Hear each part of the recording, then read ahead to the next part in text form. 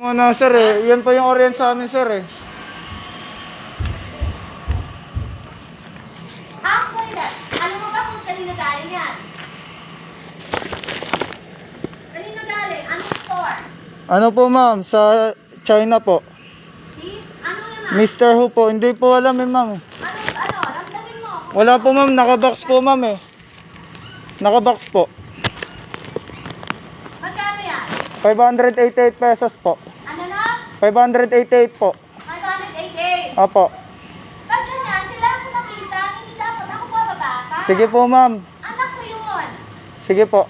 No, siya yung order. Ano? Akin na. Bakit sir? Ha? Akin na. Ano? Ba't tayo may ibigay? Bakit sir? Ha? Ba't tayo may ibigay? Di ba kailangan muna namin Ba't makita kailangan item? mo Hindi, marami, pag binayaran, paano kung mali? Oh. Ha? Patingin. Ba yun?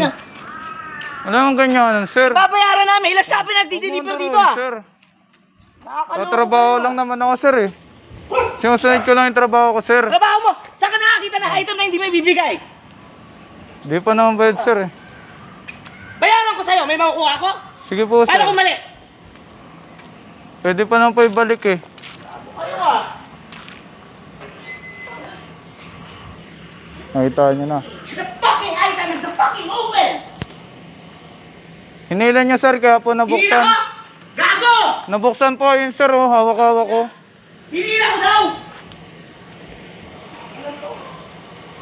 Ganyan ang ugali ng mga yan.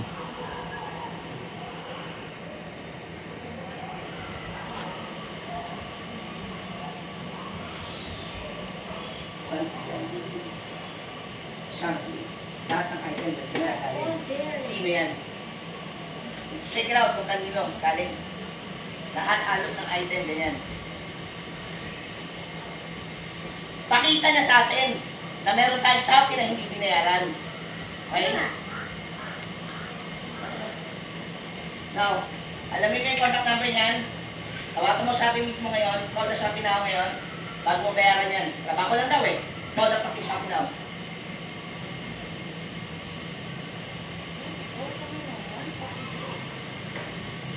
Nabuksan yung parcel kasi nila. Hindi siya kahit siya. Hindi siya kahit siya.